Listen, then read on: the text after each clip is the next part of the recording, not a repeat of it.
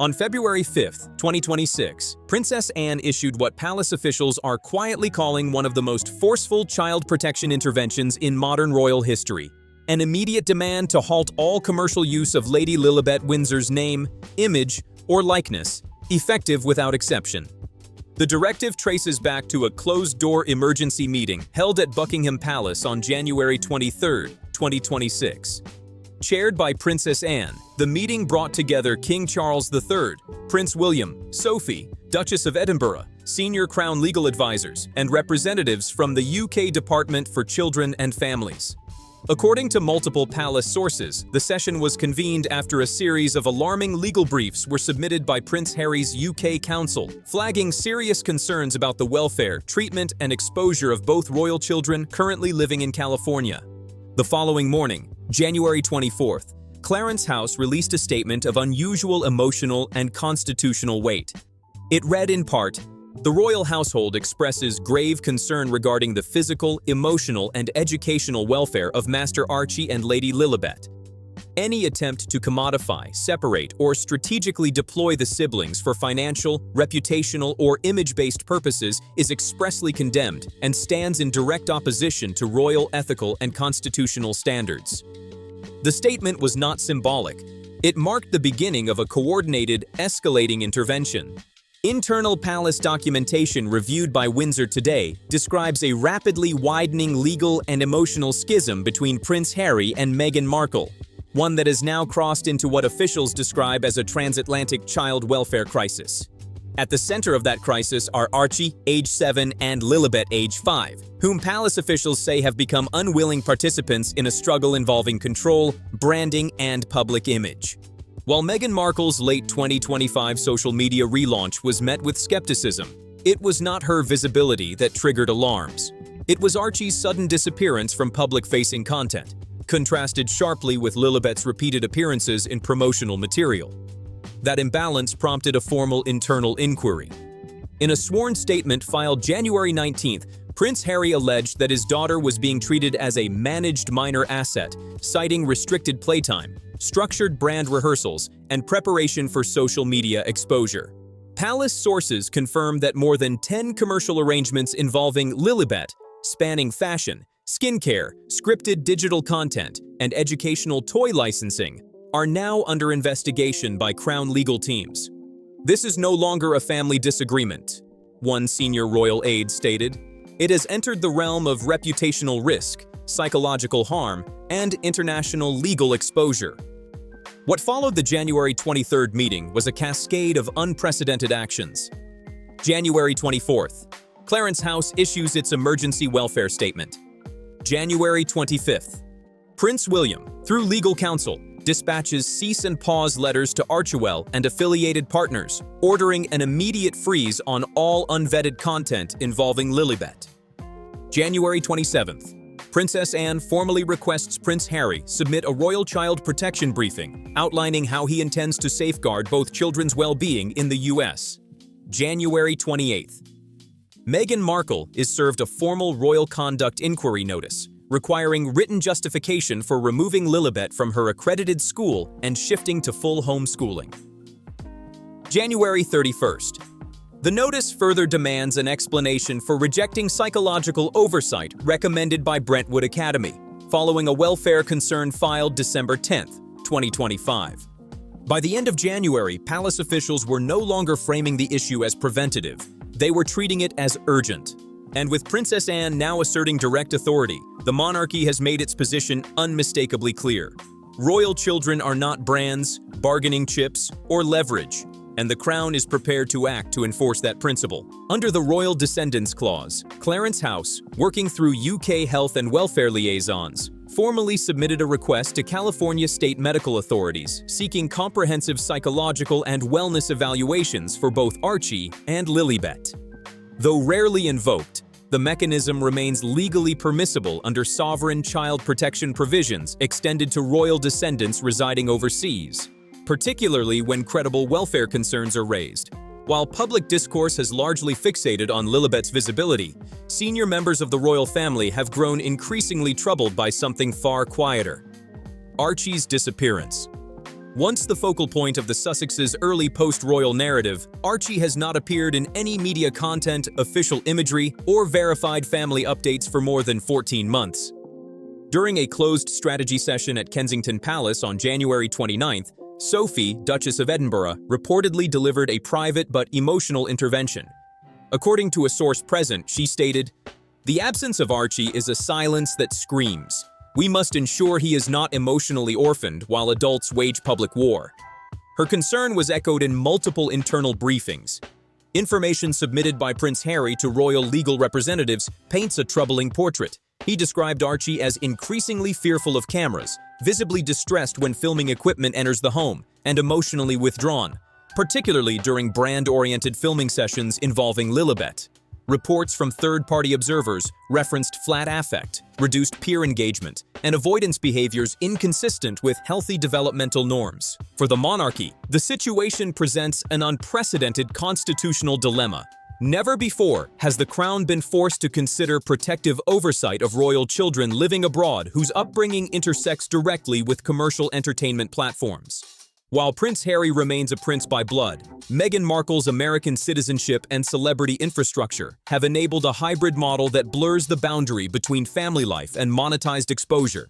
For the first time since the Sussexes' 2020 departure, Clarence House has drawn a firm institutional line. The safety, identity, and emotional well-being of Archie and Lilibet are not assets to be negotiated. Meghan Markle responded publicly just days later. On January 28th, she convened a virtual press conference from California, framed against soft lighting and carefully styled bookshelves. Calm and defiant, she rejected the palace's characterization outright.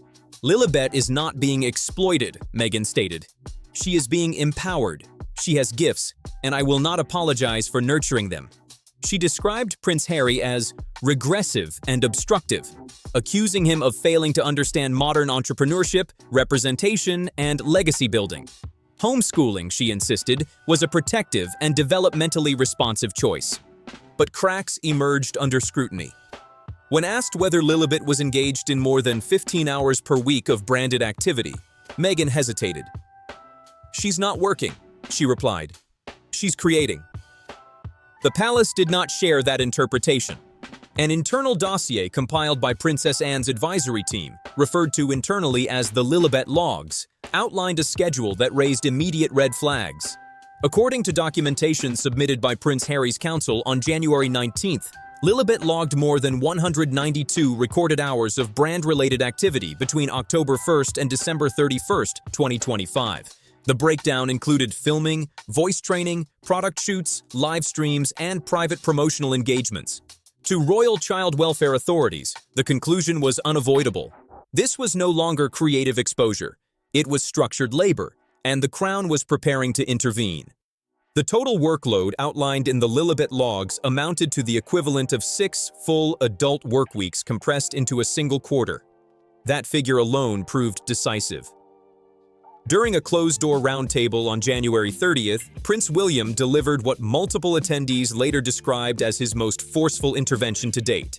"She is 6 years old," he said, according to notes reviewed by palace aides, "and she is already more exhausted than many professionals in their 30s. This is not childhood. This is exploitation." The statement marked a turning point. What had once been treated as a philosophical disagreement over parenting styles was now being evaluated through a child welfare lens. Palace investigators began interviewing former contractors linked to Meghan Markle's As Ever brand, several of whom requested anonymity due to non-disclosure agreements. Their accounts were deeply troubling. One former production assistant described multiple filming sessions in which Lilibet became visibly distressed. "She cried quietly for 15 minutes after forgetting a scripted line," the source claimed, "and instead of stopping, she was told she needed to learn resilience." Another contractor recounted a separate incident during a delayed shoot. According to that account, Meghan, frustrated by timing issues, raised her voice and told the child, "If you want to build something in this world, you have to show up every time. No excuses."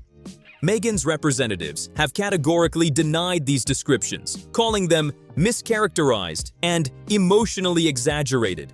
Still, the testimonies were formally logged. The psychological implications now sit at the center of the monarchy's assessment. During her January 28th virtual address, Meghan framed her parenting through the lens of her own upbringing. She spoke of growing up without privilege, living in a small apartment, using secondhand textbooks, and watching classmates benefit from legacy surnames. "I know what it feels like to be a side character in someone else's story," she said. "I refuse to let my daughter be voiceless." While the message resonated with parts of the public, it raised alarm within royal circles. One senior aide summarized the concern bluntly: "You don't heal your childhood by scripting your child's future." Adding to the unease was Lilibet's abrupt removal from Brentwood Academy in December 2025. The withdrawal reportedly followed disputes over media restrictions and curriculum boundaries. On January 10th, the school issued a formal absence notice citing 3 consecutive unexplained weeks and warning that key social development benchmarks were not being met. Princess Anne's office followed up swiftly. On January 28th, Meghan was formally requested to provide a written educational plan, identify certified homeschooling supervisors, and explain her refusal to engage with psychological oversight offered by Brentwood's Child Wellness Board. As of this writing, no response has been received. Meghan's spokesperson has instead characterized the monarchy's actions as intrusive and patronizing. While Lilibet's visibility intensified, Archie's absence grew more concerning. Internal family reports show he has not appeared in any public or private royal context for over 14 months. Attendance records from a Los Angeles area school, kept anonymous for legal reasons, indicate sporadic enrollment and signs of emotional withdrawal. Prince Harry, in confidential notes submitted to family legal advisors, described his son as anxious around cameras and increasingly avoidant when filming equipment is present.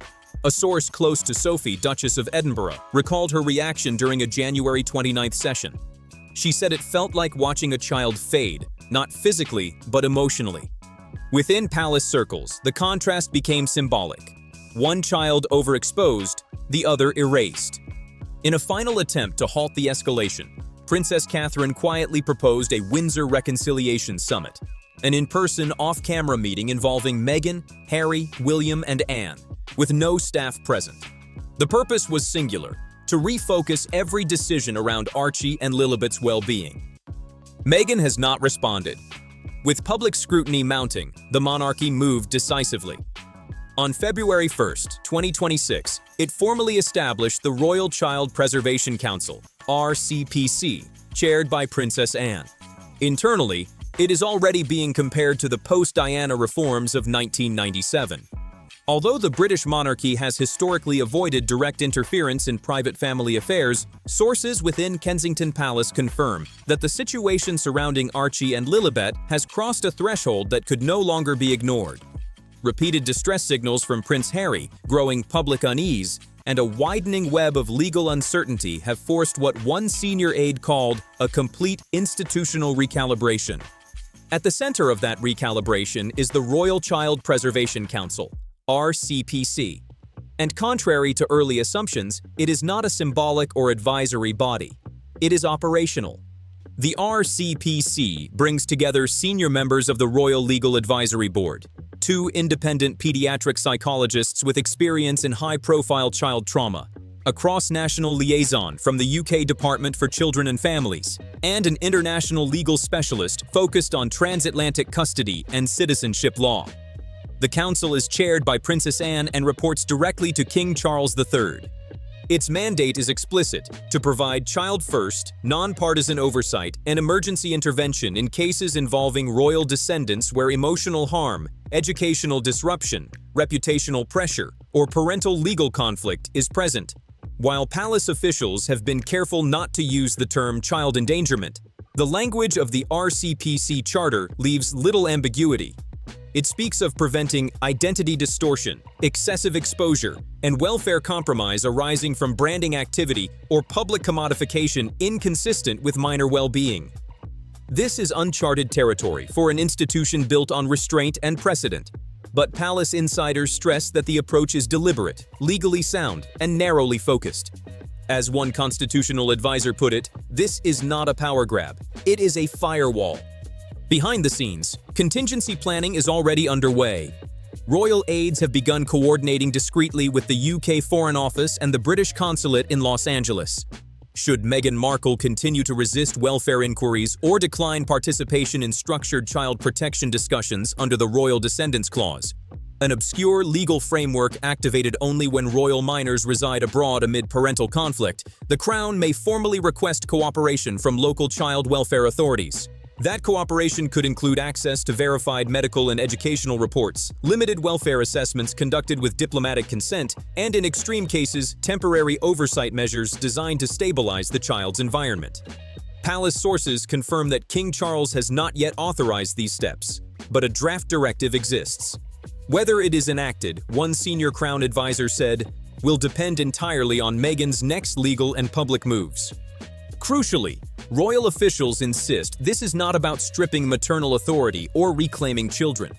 It's about prevention, one source explained. If Lilibet becomes a cautionary tale of image over innocence, the monarchy's moral credibility collapses with her.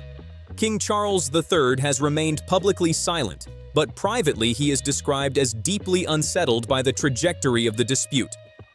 According to multiple insiders, he views the situation not merely as a family breakdown, but as a generational risk.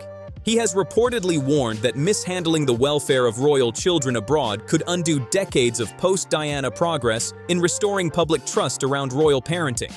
In an unprecedented move, the king has requested weekly briefings from both Clarence House Legal Counsel and the RCPC. He is personally reviewing summaries of legal developments alongside anonymized psychological observations originating from Brentwood Academy and Los Angeles County Child Services. Notably, he did not obstruct Princess Anne's request to open diplomatic pathways with the UK Office of Global Family Welfare, an implicit signal that deeper intervention remains on the table. One particularly sensitive issue now under review involves the continued use of Windsor symbolism in branding associated with Meghan's ventures. This includes crests, fonts, phrasing such as "of royal lineage," and visual motifs historically linked to the Royal Collection Trust. Insiders confirm that if such identifiers continue to be used commercially without explicit authorization, the palace is prepared to issue a formal revocation notice. Such an action would not affect Lilibet's bloodline status, but it would send an unmistakable message. Lineage does not confer license, especially when monarchy is repackaged to sell candles, skincare, or curated lifestyle retreats. What is unfolding now is no longer merely a custody dispute. It has become a confrontation over what royal childhood means in a hyper-commercial digital age. Meghan Markle frames her choices as empowerment, visibility as protection, exposure as opportunity.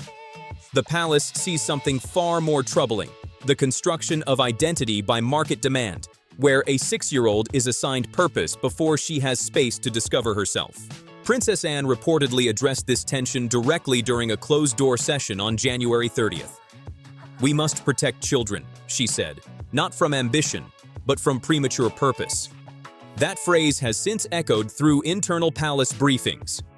With the Royal Child Preservation Council now fully operational and King Charles personally engaged, the coming weeks are viewed as decisive. Meghan can either recalibrate, cooperate with welfare oversight and decouple branding from parenting, or escalate, risking a formal and public repudiation of her commercial parenting model. One reality is now undeniable: the Crown is no longer passive. The House of Windsor has entered a legal standoff with enormous personal and symbolic stakes. On January 2nd, 2026, Prince Harry took a step that stunned both legal observers and his own family. He filed an official custody petition with the Los Angeles Superior Court, seeking full legal and physical custody of both Archie and Lilibet. For a senior royal living abroad, this move was unprecedented. It was submitted without Meghan's prior consent, catching her legal team off guard and detonating what had been, until then, a largely private conflict. Harry's filing rejected Meghan's long-favored dual-vision parenting plan. Lilibet anchored in California, while Archie traveled periodically to the UK. His language was unusually stark. "The emotional bifurcation of siblings is not a solution," the petition read. "It is institutionalized trauma." For Harry, separation was no longer a compromise. It was harm. Meghan's attorneys responded swiftly. On January 6th, they filed a counter-motion proposing a split custody framework. Archie would spend 9 months each year with Harry in the UK, while Lilibet would remain full-time in California. The justification centered on stability, education, therapy, and what the filing referred to as existing career structures tied to ongoing projects. That phrasing immediately raised alarms inside royal circles. "What career infrastructure does a 6-year-old require?" one palace legal advisor asked privately. And more pointedly, how could claims of therapeutic necessity coexist with evidence of prolonged branded media production? According to sealed testimony attached to Harry's filing, a child psychologist retained by his legal team conducted 2 confidential video sessions with Lilibet in late December. While not legally dispositive, the child's words reportedly silenced the room during an emergency briefing at Windsor on January 13th. "I want to go where I don't have to smile every time," she said. "I want to be with Archie." To those present, it was not a child choosing a parent. It was a child rejecting performance as identity. The filings coincided with a formal warning letter from Brentwood Academy, Lilibet's former school, dated December 10, 2025.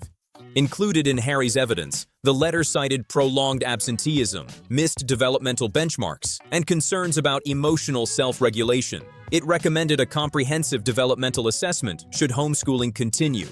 Additional pressure followed when California Child and Family Services received an anonymous report, believed to be from a former Archie contractor, alleging excessive media involvement and an atypical daily structure for a child under 10.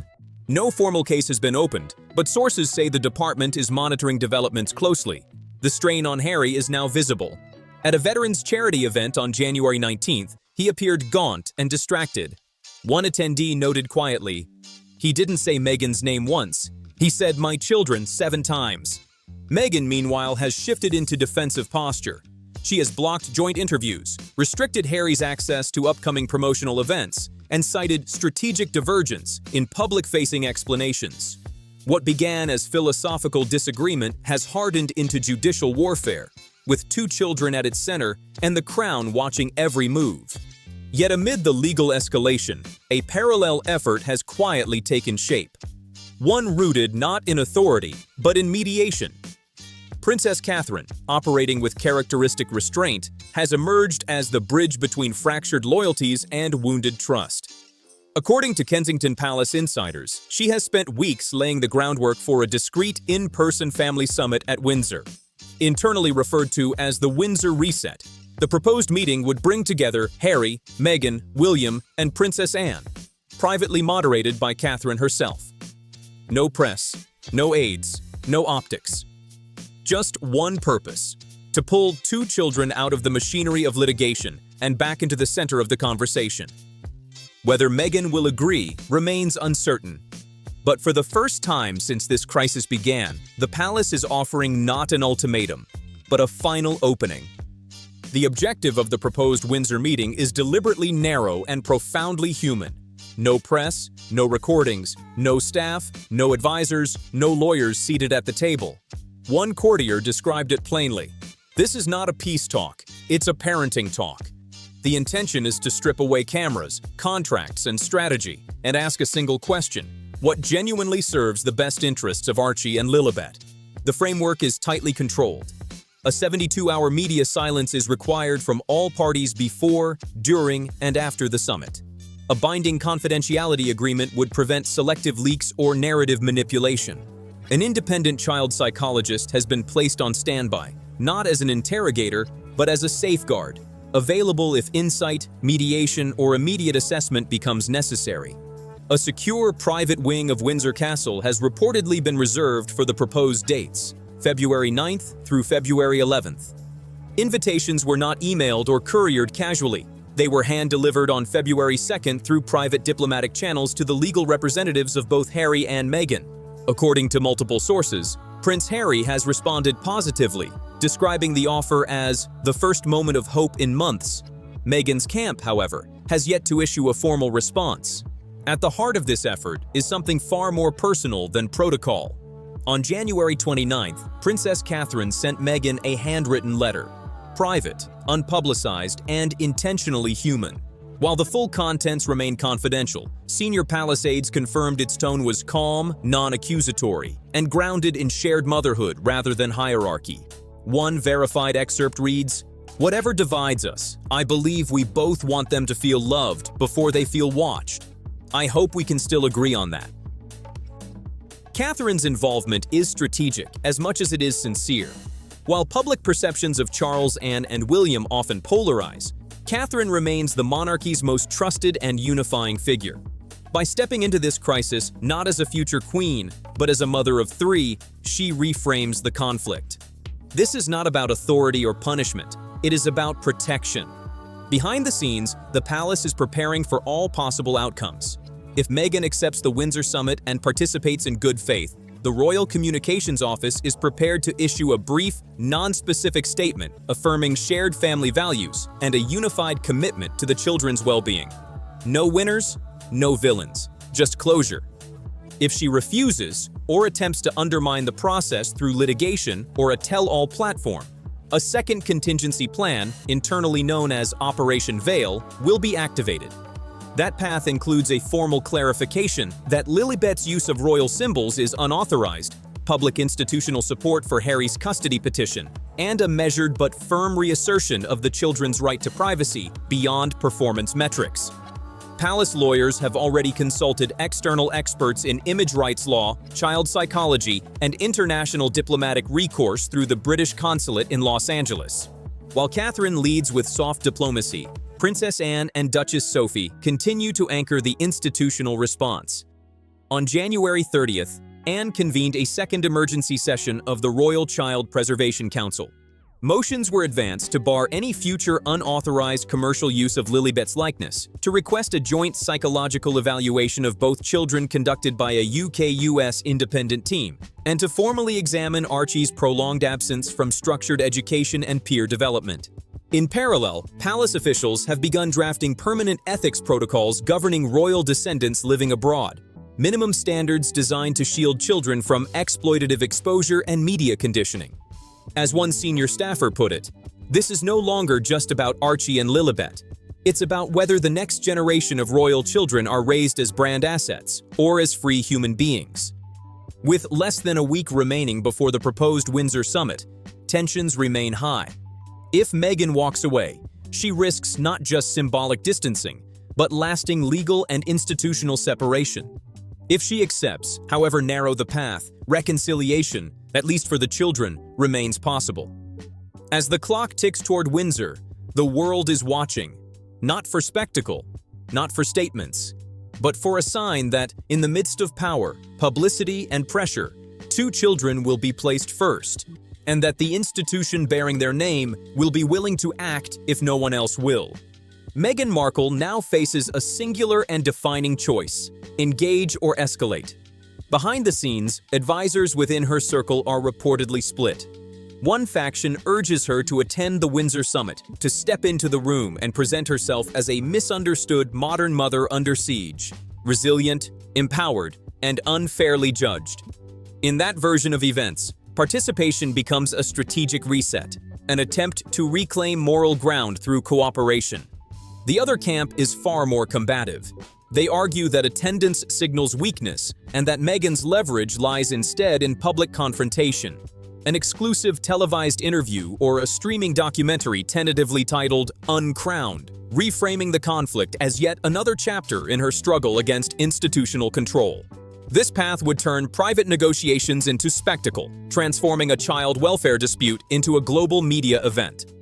Complicating matters further is Meghan's renewed attempt to trademark the phrase "raised by purpose" under Lilibet's name. Palace officials view the move as perilously close to formal child commodification. If filed, it is expected to trigger immediate objections under UK soft diplomacy agreements, Commonwealth media ethics charters, and international child image protections. While the legal consequences would be significant, insiders say the greater danger lies elsewhere, not in courtrooms, but in history. The question increasingly being asked, quietly and publicly, is stark. Does Meghan see her daughter as a child or as a platform? Royal watchers inevitably draw comparisons to Diana, Princess of Wales, the mother who redefined royal parenthood under relentless pressure, yet whose life was fractured by exposure, intrusion, and fractured loyalties. Diana once said she wanted her sons to be real people, not just symbols. That legacy now feels divided. On one side stands Meghan's narrative of liberation through visibility. On the other stands Catherine's philosophy of restraint: less rhetoric, more structure, fewer declarations, more safeguards. According to multiple aides, Catherine has been unequivocal in private. "They are not proxies in a parental rivalry," she has said. "They are children, and they deserve peace." Her approach has not relied on slogans or public rebukes, but on systems, guardrails designed to ensure that Archie and Lilibet are not reduced to content, currency, or leverage. Should the Windsor summit fail or be rejected outright, Clarence House is prepared to issue a formal constitutional clarification. This would state unequivocally that no external image monetization involving royal minors is endorsed or protected by the Crown. Such a declaration would effectively sever Lilibet's future access to royal branding safeguards and freeze any Sussex-linked identifiers used for commercial purposes. Allied Commonwealth partners, many of whom adhere to shared child media ethics frameworks, are expected to publicly support the move. Beyond the immediate dispute, the palace is thinking generationally. The royal archives are reportedly being updated with a confidential report titled "Digital Pressure and Minor Identity Formation in Post-Monarchic Households." The document is intended not only as a record of the present crisis, but as guidance for the era of Prince George and Princess Charlotte, future custodians of an institution learning in real time how to protect children in a hyper-exposed age. As the days tick down, the silence from Montecito grows louder, mirrored by a hardening moral consensus in London. Regardless of how this chapter ends, one truth has crystallized. This is not about titles. It is not about crowns. It is not even about royalty. It is about whether two children grow up watched or protected. As King Charles approaches his second year on the throne, it will not be ceremony or statecraft that defines his reign in this moment. It will be what he chooses to shield when the cameras fade. And as of February 5th, 2026, the message from the palace is unmistakable. When forced to choose, the Crown has chosen the children.